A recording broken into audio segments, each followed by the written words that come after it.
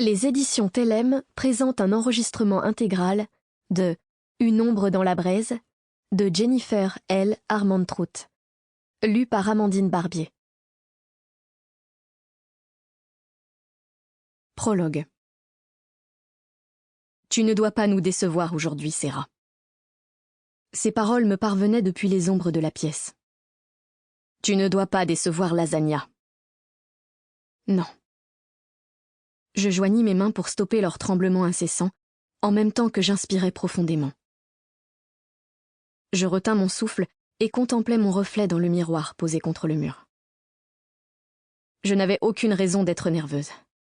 J'expirais lentement. Je ne vous décevrai pas. Je pris une autre inspiration, profonde et mesurée, reconnaissant à peine la personne qui me renvoyait mon regard. Même dans la lumière douce et dansante des nombreux chandeliers disposés dans la petite pièce, ma peau était si rose que j'avais du mal à distinguer les taches de rousseur qui constellaient mes joues et l'arête de mon nez. Certains auraient dit que je rayonnais, mais le vert de mes iris était trop brillant, enfiévré. Parce que mon cœur battait toujours trop vite, je retins mon souffle encore une fois, comme si Rolande me l'avait enseigné lorsque montait la sensation de ne plus pouvoir respirer. Inspire lentement et régulièrement. Bloque ta respiration jusqu'à ce que tu sentes ton cœur ralentir. Expire. Bloque. Aujourd'hui, sa méthode ne fonctionnait pas. On m'avait brossé les cheveux jusqu'à ce que mon cuir chevelu soit en feu. Ma chevelure blond pâle était à moitié relevée et retenue sur mon crâne, de sorte que la masse de mes boucles cascade dans mon dos.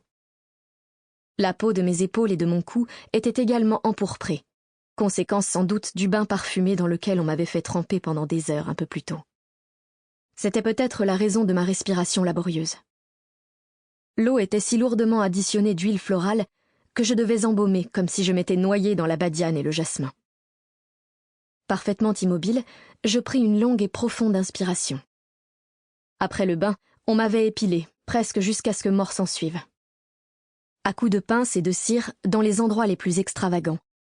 Et seul le baume qu'on m'avait appliqué sur les jambes et les bras, et, semblait-il, tout ce qui se trouvait entre les deux, avait apaisé la brûlure. Une fois de plus, je bloquais ma respiration, résistant à l'envie de baisser les yeux sur mon corps. Je savais déjà ce que je verrais, et cela représentait... eh bien, presque tout. La robe, si l'on pouvait la qualifier ainsi, était constituée d'une pièce de mousseline de soie et quasi rien d'autre. Les manches d'à peine quelques minuscules... Sample complete. Ready to continue?